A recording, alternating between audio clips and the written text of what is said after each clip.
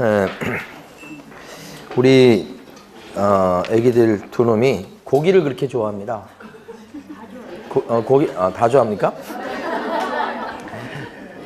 소고기 특히, 그 다음에 돼지고기 막 하여간 고기 그러면 닭고기까지. 그런데 어느 날 그 새송이 버섯 있죠, 하얀 거. 그걸 딱 이렇게 이제 삼겹살집에 갔는데 그게 나왔거든요. 근데 그걸 먹어보더니 고기 맛이 난다는 거야. 그래가지고 너무 좋아하는 거야. 그래서 제가 그냥 새송이 버섯을 갖다가 한 10개 정도 사가지고 한 3일 정도 집중적으로 돈 아끼려고 했는데 한 3일째쯤 되니까 아빠 이거 더 이상 못 먹겠어. 제가 실패했어요, 작전을. 그렇게 할 게 아니고 어쩌다 한 번씩 이렇게 주면 이게 좀 전략이 될 수 있을 것 같은데 계속 줘버리니까. 그래서 욕심이 과한 거예요. 그러니까 제가 다시 한번 깨달은 게 뭐냐면 너무 과하면 안 좋은 거예요. 그냥 적당해야 되는 거예요. 응? 적당히.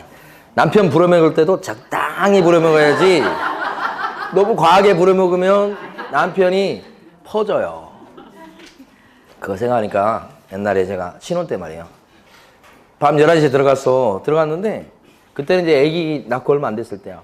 이 설거지거리가 산더미야.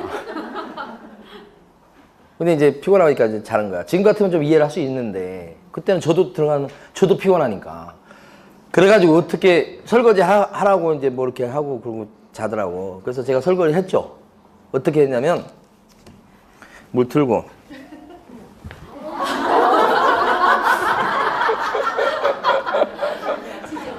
다음날에 아침에 돼 있긴 돼 있어. 근데 전부 다 막 기름기 다 있고 막 이렇게 했던 그런 기억이. 예? 시키긴 시키죠. 근데 이제 그랬던 기억이 나요. 오늘 아침에도 마찬가지. 지금 이게 한도 끝도 없어 이런 게. 오늘 아침에도 일어나자마자 가서 우유 가져와요. 그런 거야.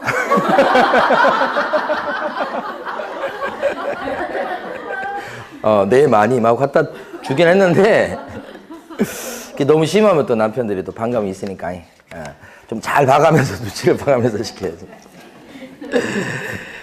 자, 그 다음에 이제 어디 갈 거냐 우리 교재 124페이지 갑니다. 일반 중개계약 갑니다. 일반 중개계약. 이 중개계약이 뭔지요? 네, 중개계약이 요거 아닌데 여기 요겁니다. 요거 요 집을 팔라고 내놓습니다. 이렇게 부동산 사무실에 의뢰라고 하죠. 의뢰 내놨다 이렇게 하잖아요. 이것을 갖다가 안 쓰는 고급진 말로 바꾸어서 얘기할 때 중개계약이라고 그래요. 안 쓰는 말이에요. 그러니까 법전에 나와. 법전에 이 말이에요. 내놨어요 부동산에. 그 말이에요 이게. 그때 여러 부동산에 내놨을 때 하고 한 부동산에 내놨을 때 하고 두 가지가 있어요. 한 명한테 두 가지 있는데 여러 부동산에 내놨을 때를 일반 중개계약이라고 그러고요. 한 중개업소에 내놨을 때를 전속 중개계약이라고 그런다. 그런 거고 요걸 공부하는 거예요 이번 시간에. 그때 일반 중개계약은 내놓을 때 말로 내놓을 수 있어요. 보통 말로 하지요 이거. 근데 서면으로 할 수도 있다. 이걸 보려고 그래요 우리가. 그 다음에 전속 같은 경우는 말로 내놓지 못하고요. 반드시 뭐요? 서면으로 해야 된다. 요거죠? 좀 이따 보고. 지금 요거 봅니다. 요거. 이 서면에 대해서는 우리 법에서 보면 국토교통부 장관이 표준되는 서식을 갖다가 정해서 권장할 수 있다고 조문이 되어 있어요. 그러니까 요게 우리 교재에 어디에 있냐면 125페이지 보시면 파란 박스 밑에 가시면 반가로 3번이 있어요. 그 반가로 3번에 동그라미 1번과 2번이 중요해요. 동그라미 2번, 동그라미 1번. 누가 권장할 수 있다고요? 국장이 표준서식을 권장할 수 있다고 했으니까 요걸 갖다가 등록관청이 표준서식을 정해서 권장할 수 있다 이렇게 얘기하면 틀린 거예요. 등록관청이 아니고 누구요? 국장. 근데 그때 표준서식이란 말이 어떤 말하고 똑같냐면 법에서 정해놓은 법정양식, 법정서식하고 같은 말이에요. 그러니까 법정서식을 정해서 권장해 볼 수 있다 이렇게 돼 있는 거예요 지금.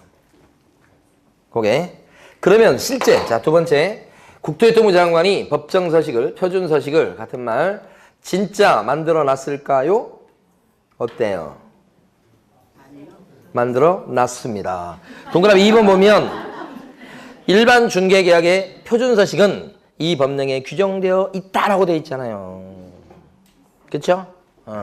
그러니까 있어요, 진짜. 그 이름이 뭐냐면 일반 중개계약서입니다. 서식의 이름이. 그래서 만들어 놨습니다. 법정 서식이 있어요. 그러면 일반 중개계약을 체결할 때 이 일반 중개계약서를 만들어 놨으니까 반드시 사용해야 될까요? 아니요. 왜 X죠? 권장사항이니까. 강요하는 게 아니잖아요. 그 다음에 또 뭘로도 할 수 있어요? 말로도. 그러니까 일반 중개계약을 체결할 때 일반 중개계약서를 반드시 사용해야 되는 것은 아니다. 동그라미 2번에 그 둘째 줄까지. 여기가 시험에 제일 많이 나온 거예요. 예. 또 요 일반 중개계약서 여기다가 반드시 기재하게 되어 있는 필요적 기재사항을 법에서 정해놨어요. 다시 한번 일반 중개계약서의 법정서식을 만들어 놨다며요. 근데 그 일반 중개계약서에다가 반드시 요거 네 가지, 둘, 셋, 넷, 요 네 가지를 반드시 기재해라 라고 법이 돼 있다고. 그게 지금 보고 있는 페이지의 제일 위에 파란 박스예요. 응? 일반 중개계약서에다가 네 가지를 반드시 기재하시라. 이걸 갖다가 암기할 때 간혹 시험에 나오기 때문에 암기할 필요가 있어요. 자, 일반인들은 이해 수준이 위험하다고 한다. 그죠? 갑자기 악몽을 꾼 우리 둘째 놈이 생각납니다. 이 아이의 수준이 위험합니다. 공부하라고 그러면 공부 숙제를 내주잖아요. 그러면 뒤에 있는 답지 있죠? 답지 다 베낍니다. 순식간에 베낍니다. 그리고 다른 거 보고 있습니다. 다른 뭐 인터넷이나 이런 거 보고 앉아 있고. 정말 위험합니다. 얘 수준이 위험합니다. 이 아이의 수준이 위험하다고요? 네, 요게 뭐예요? 예전금액. 거기 지금 1번, 2번, 3번, 4번 중에 2번이죠. 예전가. 그러니까요. 요거 생각하셔야 돼. 내놓을 때 A 입장에서 이것은 6억에 팔아주세요. 그게 예전금액이에요. 6억에 내놨다. 근데 6억에 요거 내놨는데 자, 요 수가 뭐냐면 보수예요. 보수죠. 몇 번에 나옵니까? 3번에 나오죠. 중개보수. 그죠? 예전 가격을 기준으로 한 중개보수죠. 6억에 팔아주면 내가 복비를 갖다가 0.4% 드릴게요. 이거예요. 보수. 요게 숫자입니다. 그 다음에 준자는 뭐냐? 준자가 1번, 2번, 3번, 4번, 4번이죠? 준수해야 될 사항입니다. 지킬 거. 무슨 얘기냐면 내놓을 적에 A가 요 집을 갖다가 한 달 내로 팔아주세요. 한 달 이내로. 1개월 내로 팔아주세요. 그러면 한 달 내로 팔아주도록 해야 되겠죠. 그게 준수사항이에요. 그러니까 내놓을 때 이런 것들 얘기할 거 아니에요. 마지막 요 위자가 뭐예요? 위치하고 규모. 뭔지 아시겠죠? 요거 내놓을 때 요게 지금 은평구 가련동에 있는 무슨 아파트다. 32평 아파트다. 이게 규모 아니에요. 위치 규모. 그거 얘기하면서 내놓겠죠? 그걸 일반 중개계약서에다 요 네 가지 내용은 반드시 적어라 이 말이야. 간혹 시험에 나오니까 암기해 두시고. 이 아이의 수준이 위험하다고 일반인들이 얘기하더라. 일반 중개계약서다 그 뜻이에요. 암기하시고. 자, 넘어가셔서 이번에는 전속으로 갑니다. 128페이지. 전속이 요거죠. 한 중개업소에 내놓는 거 얘기합니다. 자, 근데 128페이지 가로 4번 가보셔야 돼. 가로 4번. 유효기간 나왔죠? 유효기간은 몇 개월로 한다? 128페이지. 왼쪽 페이지 제일 밑에 부분이요. 3개월로 하는데 당사자 간에 다르게 얼마든지 약정할 수가 있는 겁니다. 그러니까 빌딩을 내놓으면서 이 빌딩을 이건 거래되기 쉽지 않잖아요. 6개월 내 팔아주세요 하면 유효기간은 몇 개월? 6개월. 아까 이 집 내놓을 때 1개월 내 팔아주세요. 그러면 요게 뭐예요? 유효기간인 거예요. 그러니까 이건 정하기 나름이죠. 안 정해놨을 때 몇 개월이 된다? 3개월 그 뜻이고. 많이 나옵니다 생각보다. 그 다음에 오른쪽에 가면 의무입니다. 이제 교재 129페이지부터 나온 의무. 자, 시험에서는 전속 중개계약이 한 문제 출제감이에요. 근데 낼 때 일반 중개계약의 내용을 한 지문, 좀 많이 집어넣으면 두 지문 그래서 섞어서 내는 경우가 있고, 이걸 빼고서 그냥 이 전속만 한 문제 내는 경우도 있고 그렇습니다. 그래서 의무가 전속중개계약과 관련해서 제일 중요한 부분이에요. 자, 의무와 관련해서는 먼저요. 반가로 1번, 129페이지 반가로 1번에 동그라미 1번, 기억번 3줄을 밑줄 긋습니다. 자, 이게 뭐냐면 첫 번째 의무가 전속중개계약은 말로 할 수 없고요. 반드시 서면으로 해야 됩니다. 그죠? 근데 서면은 보면 첫째 줄에 보면 국토교통부령이 정하는 계약서에 의하여야 하며 이렇게 나와 있죠? 국토부령이 정하는 계약서가 뭐냐? 이게 바로 전속중개계약서입니다. 그러면 전속중개계약서는 법정서식이 있을까요? 이것도 만들어 놨습니다. 법정서식이 있어요. 이름이 전속중개계약서예요. 그걸 꼭 써야 됩니다. 꼭 써야 돼요. 이것 때문에 이걸 자주 출제하는 겁니다. 일반 중개계약은 일반 중개계약을 체결했을 때는 일반 중개계약서를 반드시 사용해야 됩니까? 아니요. 반드시 아니요. 반드시 사용해야 된다 그러면 안 되는 거지. 반드시가 아니고. 그죠? 근데 전속중개계약은 반드시 써야 되죠? 예, 첫째 줄, 둘째 줄. 그리고 몇 년간 보존해요? 3년. 보존기간은 3년입니다. 3년간 보존하시라. 이렇게 되는 거지. 3년. 보존기간 3년. 분쟁 예방하는 차원에서. 근데 그 셋째 줄에 보시면 이걸 갖다가 개공이, 전속으로 맡은 개공이 안 지키면 제재를 받죠? 그때 받는 제재가 뭐라고 나와요? 셋째 줄에? 영업정지다. 등록 취소 당하지는 않습니다. 영업정지입니다. 자, 그 다음에 이제 동그라미 2번 가십니다. 동그라미 2번이 뭐냐면 두 번째 의무인데 중요한 의무죠. 바로 널리 정보를 공개할 의무가 있다. 퍼뜨릴 의무가 있다. 한 명한테만 중개권을 주다 보니까 정보를 널리 공유해야지만 거래 성사 가능성이 높은 겁니다. 그래서 동그라미 2번에 기억번 보시면요. 자, 넷째 줄까지 밑줄 그을 겁니다. 개업공인인사는 전속중개계약을 체결하고 나서 7일 내에 이 법에 의한 거래정보방 또는 일간신문에 당해 중개사물에 관한 정보를 갖다가 공개해야 되겠다. 이렇게 되어 있습니다. 정보 공개 언제까지 하래요? 7일 이내 공개하시고 그 7일이란 기간 기억하셔야 되는데 자, 두 번째는 정보를 공개하는 방법이 몇 가지인가요? 두 가지죠. 하나가 뭐고요? 거래 정보망에 올리는 방법. 그 다음에 또는 뭐라고 되어 있습니까? 일간신문. 일간신문에 광고되는 방법도 있다. 이렇게 다시 한번 거래 정보망 또는 뭐요? 일간신문. 근데 이게 선택사항인 거죠? 또 나왔어요. 그러면 전속중개계약을 체결했을 때는 반드시 거래 정보망에 중개대상물에 관한 정보를 공개해야 된다. 그러면 O예요? X예요? X. 이것도 있기 때문에 일간신문에 공개하는 방법은 현실적으로 거의 안 써먹는다고 보시면 돼. 사실은. 그렇지만 법상은 가능하기 때문에 선택사항이다. 꼭 이것만 있는 것은 아니다. 맨날 그렇게 출제해요. 자, 그런데 셋째 줄 보시면 전속중개를 체결했다고 해서 반드시 100% 정보를 공개해야 되는 것은 아니죠. 어떤 경우가 있습니까? 의뢰인이 비공개를 요청해 왔을 때는 이를 공개해서는 안 된다. 그죠? 자, 의뢰인이 비공개를 요청해 왔을 때는 그때는 오히려 거꾸로 공개 금지입니다. 자, 기업들 같은 경우에 매물을 내놓잖아요.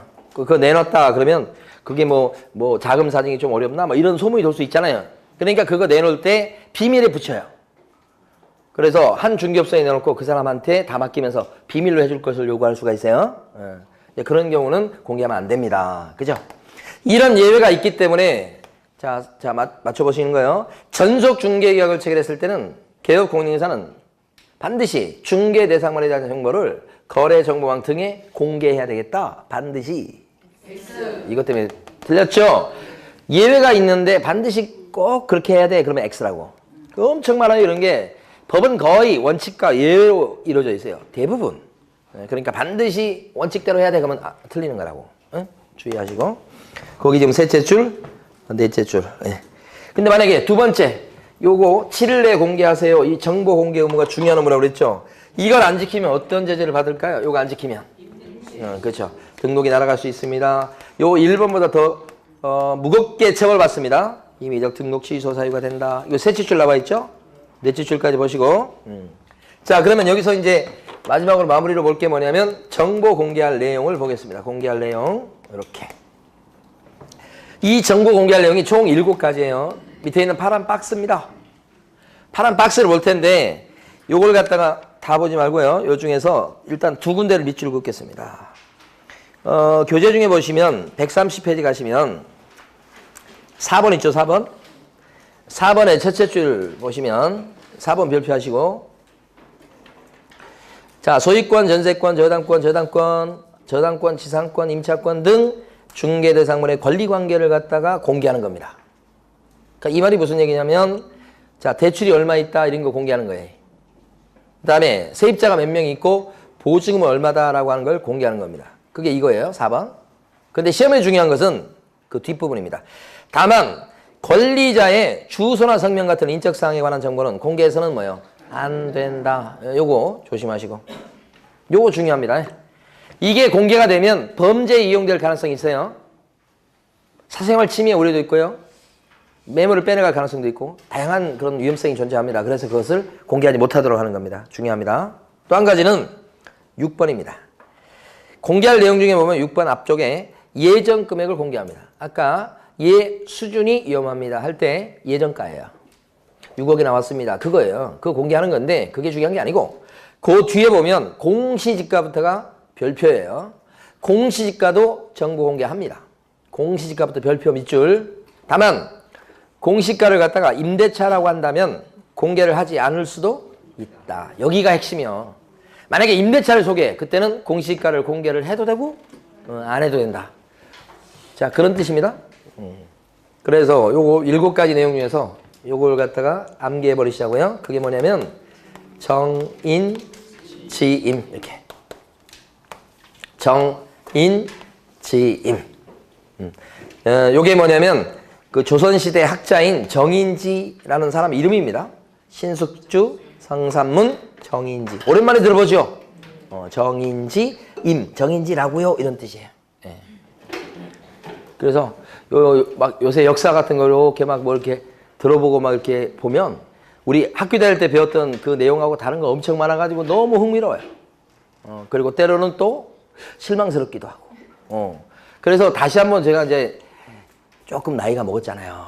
그래서 느끼는 게 뭐냐면 내가 알고 있는 게 진짜일까? 이런 생각을 많이 하게 돼요. 내가 알고 있는 게 진짜 이게 진짜일까? 내가 제대로 알고 있나? 뭐 이런 생각을 많이 하게 돼요. 그래서 내가 다 안다고 모든 걸 알고 있다고 생각하면 안 되겠구나. 그죠? 내가 모르는 게 엄청 많을 거야 아마. 역사에서는 특히 그래요. 그래서 역사 왜곡이라고 하는 것은 너무 많이 일어나는 것 같아요. 후에 사람들은 제대로 된 역사를 아는 게 아니고 왜곡된 역사를 대부분 알게 돼요. 우리도 아마 그럴걸? 네. 자, 어쨌든 정자가 뭐예요? 정보 공개할 내용에서 주의할 곳 2군데. 인자가 뭘 것 같아? 아까 4번에서 봤는데 인적사항 어쩌라고? 공개하지 말으라고. 그지? 그 다음에 지자는 공시지가 할 때 지자야.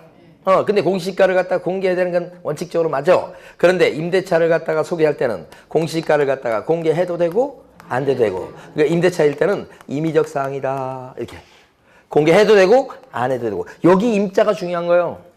이 임자가 임대차라고만 생각하면 이건 못 맞춰 이 문제를. 임대차일 때는 뭐라고 해요? 공개 여부가 임의적 사항이다. 임대차라면 공개 여부가 임의적 사항이다. 임자가 2가지 의미예요. 임대차라면 임의적 사항이다. 그래서 정인, 지임 이걸 꼭 알아두셔야 돼요. 이 2가지 갖고 출제합니다. 됐어요. 자, 그 다음에 이제 밑으로 가시면 디귿번 나와 있습니다. 디귿번 보시면 공개한 내용의 통지라고 되어 있습니다. 자, 개업공인중개사는 중개대상물에 관한 정보를 공개할 때는 지체 없이 공개한 내용을 지체 없이 전속중개 의뢰한 사람한테 문서로 통지해라. 이렇게 돼 있죠. 이게 뭐냐면 자, 요거 잘 구별하세요. 공개했죠. 그럼 공개한 사실과 내용을 손님한테 뭐요? 알려주라 이 말이죠. 이게 공개사실 통지 뭐야? 응? 누가 통지할까요? 전속으로 맡은 개공이 통지하는 거예요. 통지. 알려주는 거죠. 근데 이 통지는 분쟁에 대비해서 반드시 뭐로 알려주게 돼 있어요? 문서로, 서면으로. 언제까지요? 언제까지 통지해라? 지체 없이 통지지. 2개가 바뀌면 안 될 것 같아. 정보 공개는 지체 없이 공개합니까? 7일 이내에. 통지는요. 공개했다고 알려줄 때는요. 지체 없이요. 2개 바뀌면 안 되겠는데. 가만히 생각해 보면 공개할 때 있잖아요. 어디에다가 공개할지 그게 좋을지 그거에 대해서 고민을 좀 할 수 있어야 되겠죠. 공개할 때 어디다 공개하는 게 좋겠어? 이렇게 고민을 좀 할 시간이 필요하잖아. 그래서 이건 7일이라는 시간에 여유를 줍니다. 그런데 공개했어 이미. 그걸 알려주잖아. 알려줄 때는 꾸물거릴 이유가 하나도 없으니까 어떻게 통지해? 지체 없이 통지. 그렇게 일단 생각해 보시는데. 예. 그리고 나서 여기 7일을 요 위에 게 더 중요하니까 요거 공개죠, 공개. 며칠 내 공개죠? 7일이죠. 아, 그래서 칠공주파라고 한번 연상을 해보시고. 공개는 7일이네, 칠공주파. 그죠? 칠공주파. 기억하시고. 통지는 보통 보면 지체 없이 통지가 그렇게 많아요? 지체 없이 통지, 지체 없이 통지. 여기보다는 여기를 지체 없이로 낼 가능성이 되게 높은 거예요. 예, 그래서 여기는 놔두더라도 이제 여기를 갖다가 칠공주파. 응? 자, 칠공주파가 뭔지 아시죠? 또 설명드려야 되나? 자, 그렇고. 그 다음에 밑에 가시면 동그라미 3번에요. 업무 처리 상황 통지문하고 나옵니다. 자, 이게 뭐냐면, 자, 4번이요. 밑에 있는 동그라미 3번 얘기죠. 업무 처리 상황을 알려주는 거예요. 자, 갑니다. 업무 처리 상황 통지무다. 알려주는 무다. 이렇게 하는 겁니다. 응? 일의 진척성을 그때그때 알려주는데 이것도 뭐예요? 친절하게 알려주는 거니까 이거 문서로 해야 됩니다. 문서로. 시험에서는 이 부분도 꽤 나옵니다. 나오는데 주로 문서로 한다는 것 갖고 출제를 많이 했어요. 근데 밑에 건 뭐냐? 이게 보러 온 사람도 있고 막 그럴 거 아니에요. 그랬을 때 그 물건에 대해서 보러 온 사람들이 하는 얘기들이 있잖아요. 좀 많이 보러 온다든지 보러 와서 뭐에 대해서 불만을 나타낸다든지 그런 것을 보고하는 거예요. 이게. 이 일의 진척성을 알려주는 거예요. 그러니까 보는 사람들이 다 마음에 들어하는데 다 비싸다고 하고 가. 그러면 어떻게 얘기를 해줘야 되겠어? 좀 내리자고 얘기를 할 수 있어야 되겠잖아요. 그게 이거예요. 그래서 이것은 어떻게? 그때 뭐예요? 주기적으로 해야 되니까 2주일에 뭐예요? 1회 이상 보고하시오. 업무 처리 상황이 어떻게 진척되는지 알려주시오. 이 뜻이죠. 그죠? 최소한 2주일에 한 번 이상은요. 이렇게 돼 있죠. 여기까지. 의무. 자, 이번에는요. 의무 끝나면 이번에 권리로 넘어갑니다. 시험에서는 의무 위주로 한 문제가 출제됩니다. 근데 권리는 안 나올 때가 많고 나와도 한 지문 정도밖에 안 나오니까 비중이 적은 거죠. 예, 그 권리가 반가로 2번에 나와 있는 거예요. 의뢰인의 의무라고 돼 있죠. 예, 뭐 그렇게 돼 있는데 우리는 권리. 누구의 권리겠어요, 이거? 개업 공인인계사의 권리죠. 누구의 의무예요, 이거? 전속으로 맡은 개공의 의무죠. 아, 그렇잖아요. 우리는 개업 공인인계사 관점에서 공부를 하는 거라고. 그렇죠? 그러니까 권리라고 우리가 생각해야 돼. 개공의 권리. 자, 먼저 딴 업소를 통해서 팔린 거. 제가 제목을 다른이라고 붙여봤어. 이름을 붙인 거야. 자, 이게 뭐냐면 A라는 사람이 B라는 개업 공인인계사한테 전속으로 내놨다고 이렇게. 그랬는데 A가 B를 못 믿겠어요. 그래서 다시요. C라는 다른 부동산에 또 내놨고 근데 C는 능력이 있었는지 바로 그냥 손님 붙여가지고 팔려버렸어. 전속으로 내놓은 물건이 팔린 거야. 이랬을 때 B는 A 보고 보수를 달라고 할 수 있을까요? 보수? 할 수 있을까 없을까? 보수 달라고 할 수가 없는 것이 지금 보면 이게 팔린 게 B 때문이에요? C 때문이야. 역할이 없어. 역할이 한 게 없다고. 그러니까 일단은 보수 달라고 할 수가 없어. 그렇지만 약속을 이렇게 했는데 이렇게 해버리면 배신한 거죠. 그래서 위약금을 물으라고 할 수 있다. 위약금 배신자니까. 근데 위약금 얼마? 그랬을 때 약속한 복비만큼의 위약금이야.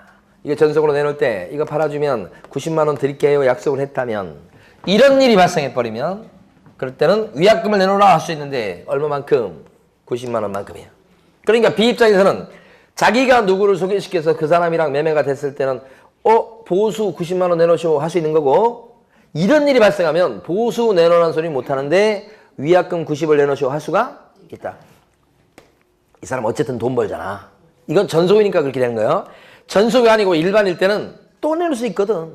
그래서 팔릴 수 있거든. 배신자 아니거든. 그러니까 그때는 보수 못 받고 끝이에요, 이 사람이. 전속이나 되니까 위약금조로 90을 벌게 된다. 이런 거예요. 첫 번째 케이스. 두 번째 케이스는 이게 시험도 잘 나오지도 않는데 되게 어려워요, 이게. 배제입니다, 배제. 그러니까 이게 뭐냐면 B라는 개업 공인인계사한테 전속으로 내놨어요, 이렇게. 그런데 B가 이렇게 소개시켰지. 그래서 C를 한번 가서 보여준 거야. 한 번 보여준 거야. 한 번. 두 번도 아니에요, 지금. 그랬더니 자기들끼리 그냥 눈이 맞아갖고 빼버리고 둘이 매매 계약을 체결한 거야. 이렇게. 그리고 전화를 안 받죠, 이제. 복비 안 주려고 하는 거지. 이게 배제 케이스라고. 이랬을 때 B는, 전속으로 맡은 B는 A 보고 보수 내놓으시오 할 수 있는가? 없다는 거예요. 왜 없냐면 한 번 보여준 것 갖고는 역할이 없어서 그런 거예요.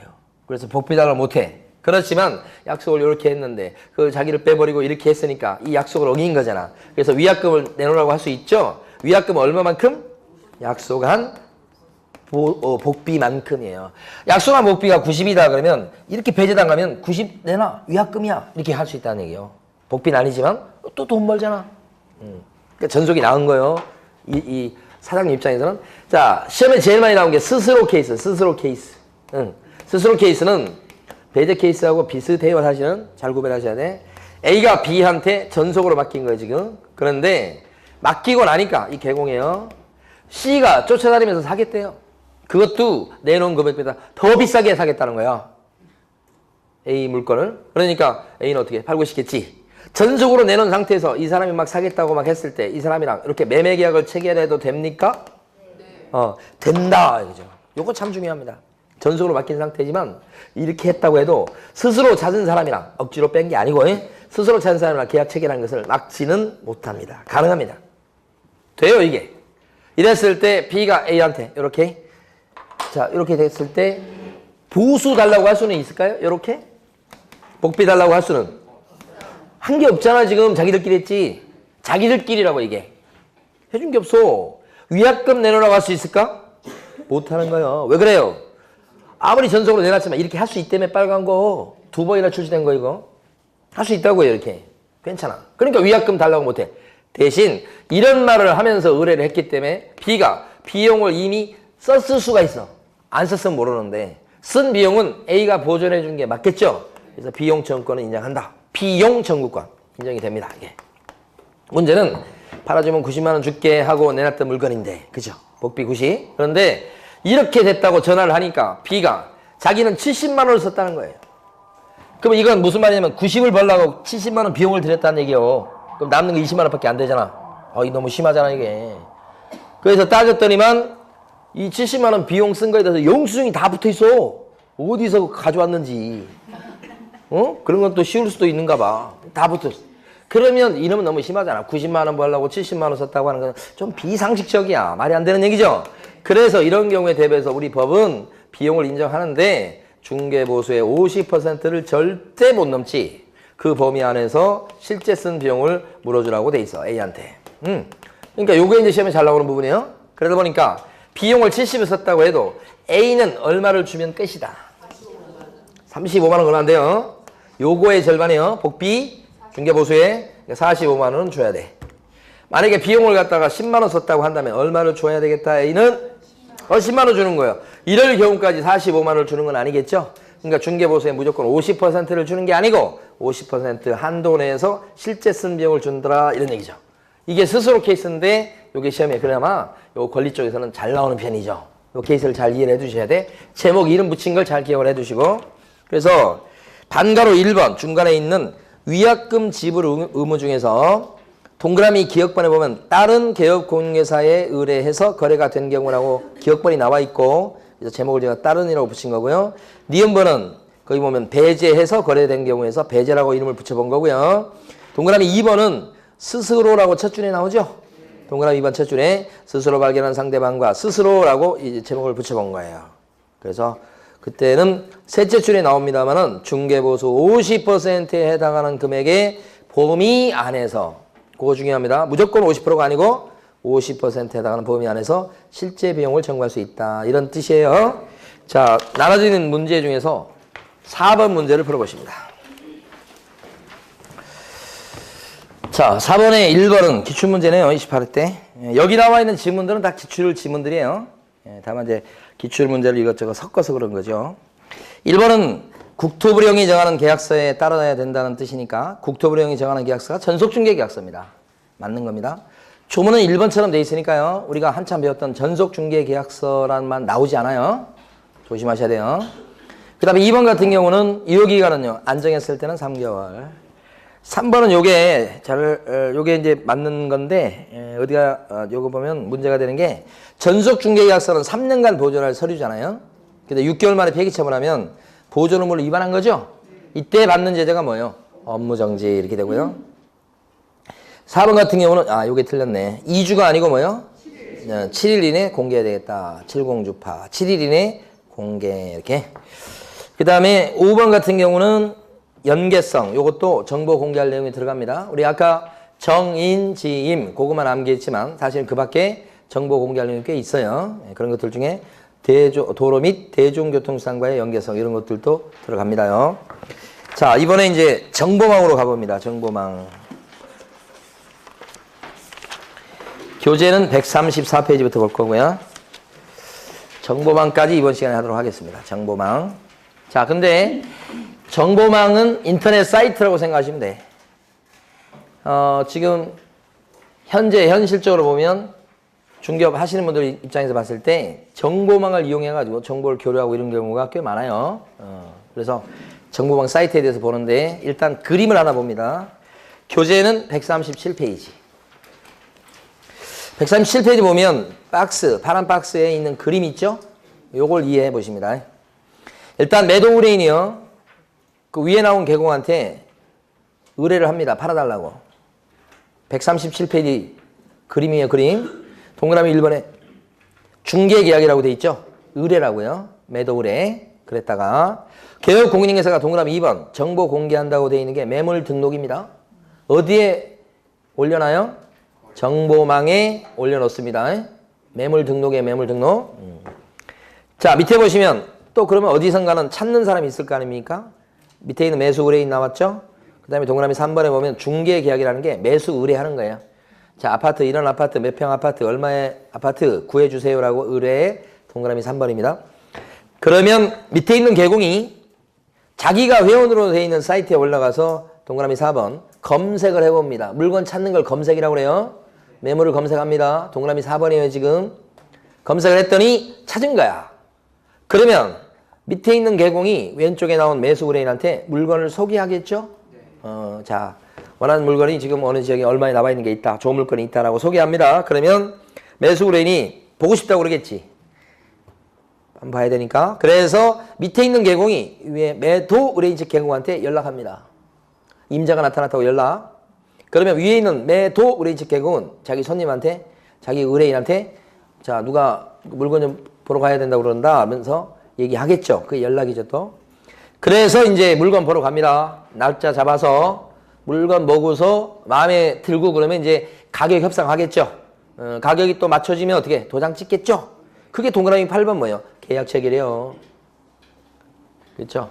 근데 계약이 체결된 게 가만히 보니까 중간에 끼어서 활동한 개공이 한 명이 아니죠. 두 명이야. 그 두 명은 개공은 사실 어떻게 보면 얼굴도 모르는 개공일 수도 있어요. 근데 이 두 명의 개공은 어디에서 만났죠? 정보망을 통해서 만난 거예요. 이런 정보망을 이용하면 장점이 하나 있는데 이 개공들은 자기가 많은 물건을 확보하는 결과가 돼서 손님이 원하는 물건을 빨리빨리 뭐예요? 구해줄 수 있고 팔아줄 수도 있고, 그죠? 장점이 그러니까 뭐예요? 신속하게 중개를 해줄 수 있다는 장점. 그죠? 물론 복비는 양쪽이 다 못 받고 자기 손님한테만 받게 되니까 절반으로 줄 수는 있지만 빨리빨리 여러 건을 할 수 있으니까 이게 훨씬 낫다 이렇게 보는 겁니다. 그래서 정보망이라고 하는 것은 바로 정보를 갖다가 이렇게 서로 공유하면서 활동하는 건데 신속하게 빨리빨리 할 수 있다는 거고 공동중개로 이어지는 거예요.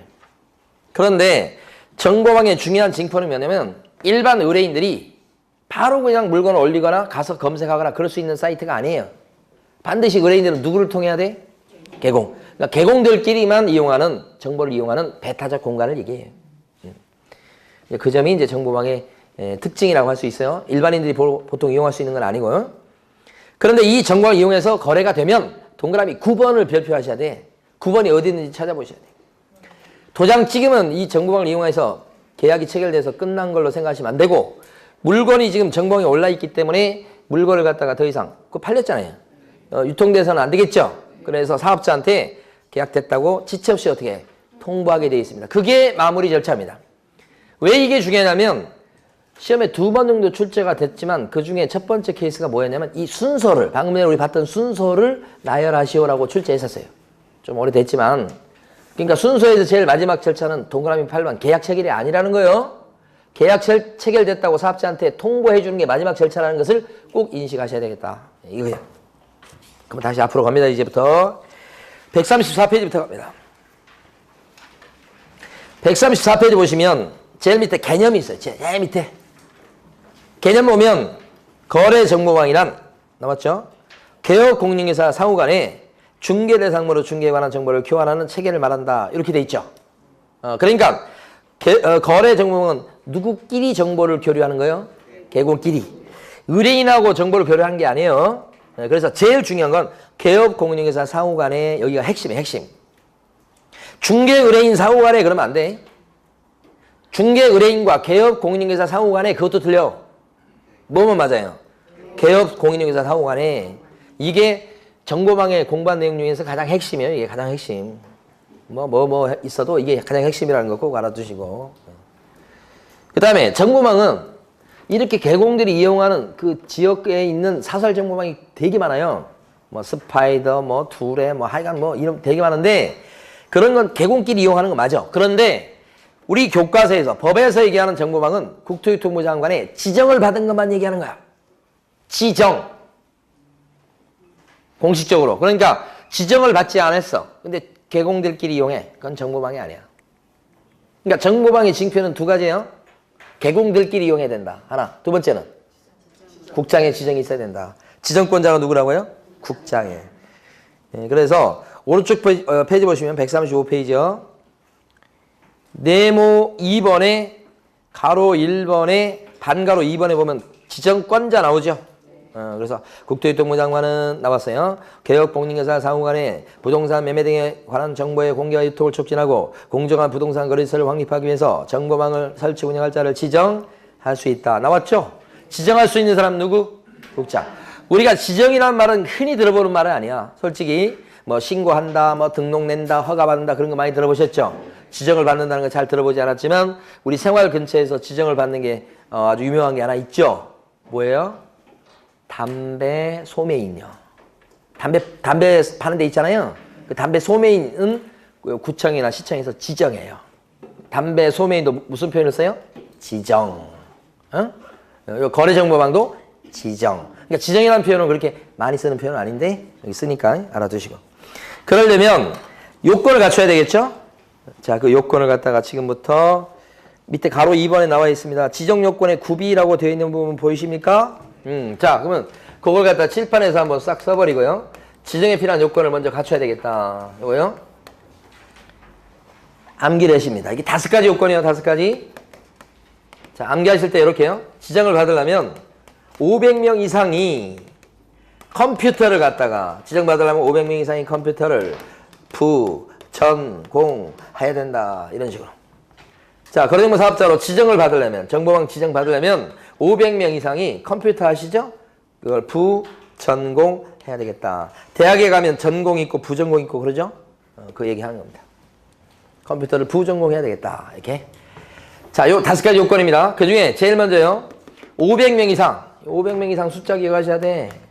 우리 그 파란 박스에 보면 1번에 나와 있는 내용이죠. 135페이지 제일 밑에 박스에서 1번. 뭐라고 되어 있어요?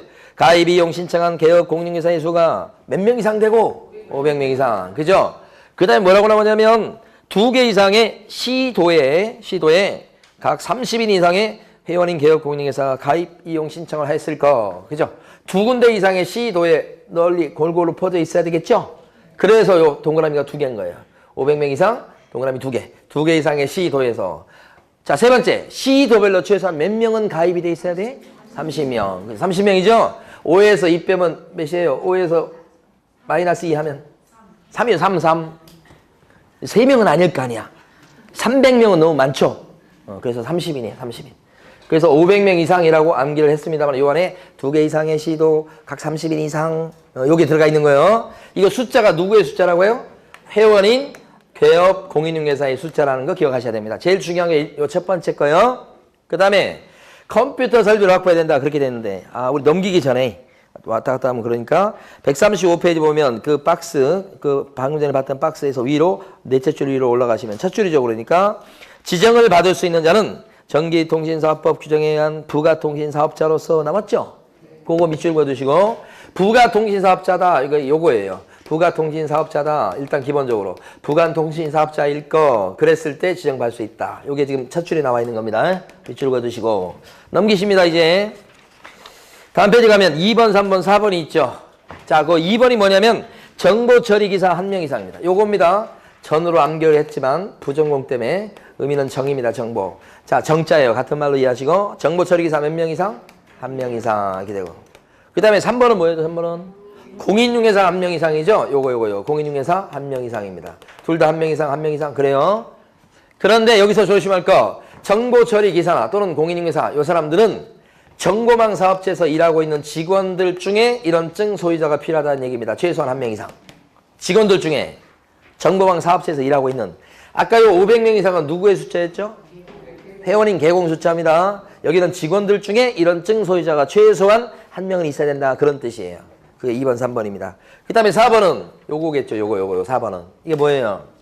4번 읽어보면 거래정보망에 가입자가 이용하는 데 지장이 없을 정도의 국토교통부 장관이 정하는 용량이나 성능을 갖춘 컴퓨터 설비를 확보해야 되겠다. 컴퓨터 설비가 이런 다수 회원들이 동시에 접속해서 이용할 때 불편이 없을 정도로 컴퓨터 설비가 좋아야 되겠다.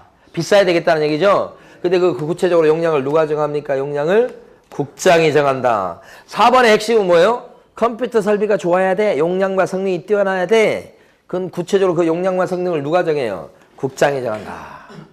이렇게 해서 5가지가 됩니다. 부가통신사업자일 것까지 치면 5개 해야 돼. 제일 중요한 거 지정 요건을 5가지를 철저히 암기를 해두셔야 돼. 제일 중요한 건요 500명 이상 요 숫자가 제일 중요합니다. 그죠? 그거랑 여기 공인중개사입니다. 여기는 공인중개사 몇 명 이상? 1명 이상. 자, 세 번째는 용량은 누가 정한다고요? 국장이 정한다. 이렇게. 자, 그러면 이제 지금부터 요건 갖췄으니까 지정 절차를 볼 텐데 칠판을 딱 보시고 자, 칠판에서 정리를 확 해버립니다. 지정 신청 빨리 갑니다. 지정해달라고 신청하는데 누구에게 신청할까요? 보나마나 국장이 지정권자니까 국장한테 신청 이렇게. 그럼 국장이 어떻게 해요? 따져보고 지정을 해주죠. 이게 지정 처분인데 요 심사 기간이 30일입니다. 네. 칠판에서 보고 그 다음에 교재 정리할게요. 자, 여기 보면 지정 신청할 때는 수수료 낼까요? 안 낼까요? 돈. 공짜가 잘 없는데 이 공짜예요 이거는. 자, 지정 신청할 때는 수수료 내란 소리가 없어. 일반적으로 등록 신청할 때도 수수료 내지요. 지자체 조례 가정하는 수수료 내게 돼 있어요. 분사물 설치 신고할 때도 지자체 조례 가정하는 수수료 낸다. 그렇게 했었잖아요. 근데 여기는 내란 소리가 없으니까 안 낸 거예요. 여기. 예. 그 다음에 이제 두 번째는 지정 신청할 수 있는 사람은 개인 사업자든 법인 사업자든 지정 신청 자격을 다 인정을 해요. 대신 부가통신 사업자가 전제가 돼요. 그러니까 부가통신 사업자로 돼 있는 사람인데 개인 사업자든 법인 사업자든 돼요. 자, 근데 현실적으로 지정을 받고 있는 대표적인 그런 정보망 사업자는 누구냐면 협회입니다. 협회밖에 없다고 생각하시면 돼. 협회가 지금 2군데가 있어요. 2군데가 있는데 2군데 다 지정을 받고 있어요. 그래서 협회다 그러면 협회가 사단법인이에요. 그러니까 보면 현실적으로는 이 법인이 지정을 받고 있는 겁니다. 개인 중에 지정받고 있는 건 없어요. 솔직히 현실적으로는 없는데 이론적으로는 가능하다는 거야. 그래서 개인 사업자든 법인 사업자든 지정은 받을 수가 있다. 그죠? 그런데 중요한 것은 법인 중에 다른 법인은 다 지정을 받을 수 있다고 하지만 법인인 개업 공인중개사, 응? 우리 지난주에 공부했던 법인인 개업 공인중개사만큼은 14조에서 할 수 있는 업무를 제한하고 있죠. 그래서 법인 개업 공인중개사는 지정 신청할 수가 없다. 14조 업무 중에는 부동산 매물 정보 제공 그런 게 없어요. 경영 정보 제공은 있었어. 근데 매물 정보 제공, 부동산 정보 제공은 없기 때문에 다른 법인은 다 지정 신청 자격이 있다고 하지만 누구는 안 돼요. 법인 개공은 안 된다. 딱 한 번밖에 출제가 안 됐지만 중요한 걸로 보여요. 요건 아직까지 출제된 적이 없어요. 지금까지 왜 출제 안 하고 있는지 미스테리예요, 이것도. 수수료 내란 소리가 없다고요? 교재에서 이거 잘 쓰고 있지는 않습니다, 보통. 예. 자, 그 다음에 구비서류입니다. 잘 보셔야 돼요. 구비서류가 뭐냐, 그러면 제출서류예요. 그러면 이건 어떤 걸 입증하는 거냐? 이걸 입증하는 거예요, 이걸. 응? 5가지 요건을 갖추었다고 하는 걸 입증하는 게 구비서류가 되는 거예요. 그러면 구비서류는 보나마나 몇 가지가 될까요? 5가지가 될 거죠? 그걸 지금부터 볼 거예요, 지금부터. 자, 교재 보시면 반가로 2번이 있습니다. 거기 136페이지 반가로 이번에 보면 정보망을 설치 운영할 자로 지정을 받으려는 자는 하면서 신청서에 뭐 하면서 쭉 나오면서 그 밑에 파란 박스 5개 그것이 구비서류입니다. 그러니까 지정요건과 구비서류가 일맥상통하는데 지금부터 밑에 있는 걸 갖다가 지정요건 어디에 해당되는지를 보시는 거예요. 한 번씩 맞춰보시는 거예요. 자, 1번 전기통신사업법에 의한 부가통신사업신고서를 제출하였음을 확인할 수 있는 서류가 구비서류예요. 자, 여기 구비서류 박스 별표해 두셔야 돼. 그럼 요건 칠판에 있는 것 중에서 몇 번째 것을 입증하는 서류입니까? 세 번째. 요거죠. 요거 입증하는 서류입니다. 지금 벌써. 이게 1번이죠? 부가통신사업 신고서가 있어요. 복사해서 내면 돼요. 그 다음에 2번. 뭐 500명 이상, 2개 이상의 시도, 각 30명 이상 소용없어요. 그건 필요 없고 2번 중에서 둘째 줄 끝부분에 가면 등록증 뭐요? 사본이죠. 뭘 입증하는 거예요? 여기 중에서 지정요건 5개 중에 뭐하고 관련돼 있어요? 제일 위에 거죠? 500명 이상 가입돼 있어야 되죠? 가입했는지를 어떻게 확인해? 등록증 사본. 그러니까 등록증 사본이 최소 몇 개 있어야 돼? 500개 있어야 되는 거예요. 그래서 여기서 보면 개설 등록증 사본이라고요. 원본이 아니고 사본 내는 겁니다. 사본. 대부분 구비서류는 사본입니다. 그 큰 원칙을 알아두세요. 구비서류는 입증하는 거니까 사본. 우리 시험에서 원본, 사본 갖고 되게 따지거든. 근데 대부분 뭐라고 생각하셔야 돼? 구비서류 그러면 사본이라고 하셔야 돼. 응? 사본이 아니고 원본을 내는 경우는 드물어요. 자, 사무실에 게시할 때 자격증, 등록증 이런 거 게시하지요? 그럼 원본일까요? 사본일까요? 원본은 게시하지, 원본. 사본 걸어놔서 어떻게 믿어? 원본을 게시하는 거예요. 방금 전에 공부할 때, 첫 시간에 공부했던 거. 휴표신고잖아. 휴표신고할 때 뭘 갖고 가서 휴표신고하는 거야? 등록증이지. 그 등록증은 원본이에요, 사본이에요? 원본 갖다 서 보관시켜 놓는 거니까 원본을 보관시켜야지. 복사본을 보관시켜서는 안 되잖아. 그건 거나 원본이야. 사무소 이전 신고할 때 빈손으로 가면 안 된다고 그랬죠. 신사증 들고 가야지. 그때 그 증이 뭐예요? 보통은 등록증, 분사무소 하면 신고필증인데 그런 등록증과 신고필증도 어떤 의미예요? 교체야, 교체. 옛날 거 갖다 주고 폐기 처분하고 새 걸 받는 거라고. 그러니까 등록증요. 원본을 가져가야지. 신고필증 원본을 제출하면서 이전 신고하는 거지. 그럴 경우나 원본이고 다 사본이에요. 했고요. 그 다음에 밑에 가시면 3번에 정보 처리 기사 자격증 또 뭐예요? 사본. 뭘 입증하는 거예요? 5개 중에서. 이거잖아. 이거. 어? 사본. 자, 그 다음에 4번 별표. 공인중개사 자격증 4번이죠? 뭘 입증하는 거예요, 이 중에서? 이거잖아, 이거. 공인중개사 자격증 4번이야. 자, 이걸 별표를 해야 될 이유가 보통 일반적으로 공인중개사 자격증 4번은 구비서류가 안 됩니다, 보통. 왜 그렇죠? 알아보니까 등록 신청할 때도 신청자의 공인중개사 자격증 4번은 구비서류가 아니었습니다. 등록관청이 확인해보게 돼 있으니까. 분사무소 설치 신고할 때도 책임자의 자격증 4번은 구비서류가 아니었다고요. 확인하게 되어 있으니까. 세 번째. 방금 전에 첫 시간에 공부할 때 소금을 고용했을 때 고용되는 소속 공인중개사의 자격증 사본도 첨부 서류가 아니었죠. 그냥 확인하게 돼 있죠. 전부 다 확인하게 돼 있으니까 보통 공인중개사 자격증 사본은 구비서류가 아니에요. 근데 여기는 구비서류 들어가죠. 특징이 있죠. 여기를 만약에 구비서류 안 내고 확인을 하게 돼 있으면 골치 아픈 일이 벌어집니다. 이 정보망 사업체에서 일하고 있는 직원이 300명이야. 그러면 이걸 확인하게, 국장 보고 확인하게 만들려면 300명의 인적사항을 리스트를 딱 해가지고 국장한테 던져주면서 요 중에 한 명 있어, 자격증 있는 사람. 골라봐, 한번 찾아봐. 그럼 국장이 일일이 해야 되는 거란 말이에요. 그게 맞지 않잖아요. 있는 사람 그 자격증 복사해서 내라고요. 빨리 확인하게. 응? 그런 뜻입니다. 5번. 주된 컴퓨터의 용량 및 성능을 알 수 있는 서류라고 돼 있죠? 뭘 입증하는 거예요, 중에서? 이거잖아, 이거예요. 컴퓨터. 컴퓨터의 용량이나 성능을 알 수 있는 서류를 내라고 돼 있죠? 자, 그런데 컴퓨터에다 별표해 두세요. 거기. 이 컴퓨터는 누구 컴퓨터인지를 2번이나 시험에서 물어봤어. 이 컴퓨터 누구 컴퓨터야? 개업 공인중개사가 보유하고 있는 그 개인 PC 얘기하는 게 아니에요. 이 컴퓨터 누구 컴퓨터다? 지정 신청해서 지정받으려고 하고 있는 사람이 확보하고 있는 컴퓨터 설비를 얘기하죠. 굳이 얘기한다면 지정 누구요? 신청자. 지정 신청자가 보유하고 있는 컴퓨터 설비를 얘기합니다. 컴퓨터를 얘기한다고요? 개공가 아니고요. 둘 중에 어떤 겁니까? 그러면 대부분 다 맞추셔요. 이걸 다 내놓고 하면. 근데 이걸 안 내놓고 개업 공인중개사가 보유하는 컴퓨터 설비를 확보 뭐 이렇게 하면 맞다고 생각이 쉬워요. 그래서 2번 나온 거예요. 기가 막히게 됩니다. 그냥 컴퓨터 누구 거냐. 부동산 상인 거 말고 사업자 될 사람이 확보하고 있는 컴퓨터 설비를 의미한다. 이렇게. 자, 됐어요. 이제 중요한 거 다 지나갔습니다. 이렇게 해서 지정 신청하면 국장이 심사해서 지정을 해주죠. 이때는 지정서를 주고 지정대장이 또 있어요. 거기다 이름 올리면 이게 지정 처분입니다. 그러면 지정 신청했던 사람은 뭐가 됐냐면 거래정보 사업자가 된 것이에요. 이렇게. 사업자가 됐어. 이렇게. 사업자가 됐습니다. 그럼 이미 이때 사업자가 됐는데 그러면 이제 설치 운영을 하면 되겠네. 라고 착각하시면 안 돼. 중요한 것은 사업자가 되고서 바로 설치 운영이 하는 게 아니고 운영 규정을 만들어서 국장의 승인을 또 받도록 되어 있습니다. 운영 규정이 약관입니다. 약관을 만들고 승인 받도록 되어 있다. 그죠? 이때 승인 해주는 사람도 누굴 것 같아? 국장. 약관 만드는 사람은 누구예요? 만드는 사람, 제정하는 사람, 만드는 사람은 국장이 아니고 사업자가 자기가 만들어요. 그러면 자기한테 유리하게 만들 거니까 검사를 맡으라 이렇게 돼 있죠. 요 승인 받는 것이 3개월 이내 승인이에요. 요게. 그래서 우리 교재에 보시면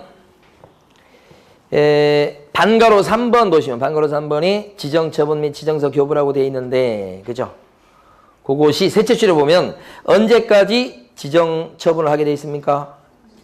반가로 3번에 동그라미 1번에 셋째 줄에 며칠 내? 30일 이내. 그거 30일 기억하시면 되고 밑에 가시면 반가로 4번에 운영규정에 재정 승인 나오죠? 언제까지 승인이다? 첫 줄 끝에 3개월 내 승인. 3개월이죠? 이렇게. 그리고 나서 오른쪽 페이지 가면 5번이 나옵니다. 드디어 5번이 뭐예요? 5번. 설치 운영이 드디어 마지막이에요. 설치 운영. 이 설치 운영은 언제까지 해야 될까요? 언제까지? 1년 이내죠. 그 1년 이내를 위에다 쓰지 않았어요? 밑에 썼어요? 잘 이해하셔야 돼요. 1년. 1년이라고 하는 것은 승인 받을 때부터 이렇게 1년이 아니기 때문에 밑에 쓴 거예요. 시험에 3번 나온 거 이거. 언제부터 1년 이내에 설치 운영해야 됩니까? 언제부터 1년 이내죠? 지정을 받은 날부터. 요걸 기억하셔야 돼. 그래서 가로 5번에 보면 지정을 받은 날로부터 1년 이내라고 나와 있죠? 이렇게. 자, 그럼 여기까지 관련해가지고 두 가지 중요한 걸 여러분들이 정리해야 됩니다.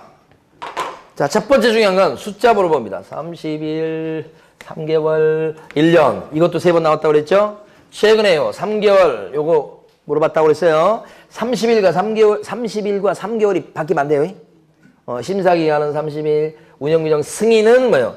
3개월. 뒤로 갈수록 길어지네요. 설치 운영은 1년. 그죠?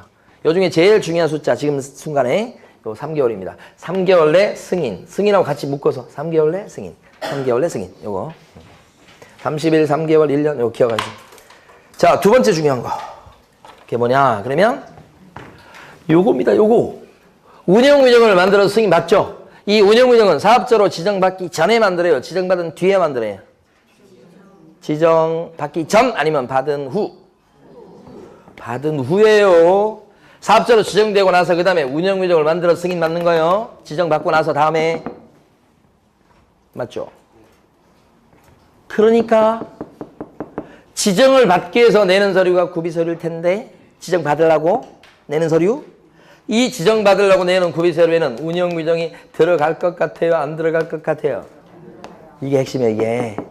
그래서 여러분들 어디 다시 돌아가셔야 되냐면 136페이지 위쪽 부분에 보면 구비서류 아까 별표했었죠?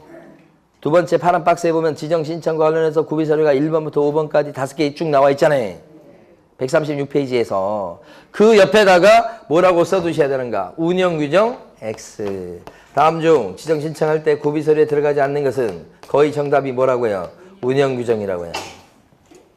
꼭 알아두실 내용이죠. 자, 그 다음에요. 네, 거의 다 했습니다. 여기서 이제 우리 교재에서 밑줄 그을게. 137페이지 오시면 제일 밑에 가면 두 줄이 있어요. 자, 밑줄 긋고요. 쉴 겁니다. 제일 밑에 가면 반가로 2번에 뭐라고 나오냐면 정보 공개 관련해서 나와 있죠. 자, 별표하시고 밑줄 긋습니다. 시험에 잘 나오는 부분입니다. 동그라미 1번요. 거래정보 사업자는 나왔죠? 개업 공인중개사로부터 공개를 의뢰받은 중개대상물의 정보에 한해서만 이를 정보방에 공개해야 되고 누가 준 정보만 가로정보 사업자가 올리라고요? 개공이 준 정보에 한해서만 그거죠. 개업 공인중개사로부터 공개 의뢰받은 개공으로부터 의뢰받은 여기가 핵심이에요. 핵심. 개공이 준 정보만 올리는 거예요. 제일 끝줄 부분. 가만히 있으면 안 되지. 거기 시뻘겋게 칠하고 있어야지 지금. 밑줄 거 갖고는 안 돼. 그것 갖고는. 개업 공인중개사로부터 공개를 의뢰받은 여기 이걸 중개 말이 안 나와 지금. 중개 의뢰인으로부터 의뢰받은 정보에 한하여 공개한다 그러면 여러분 대부분 틀릴 거예요.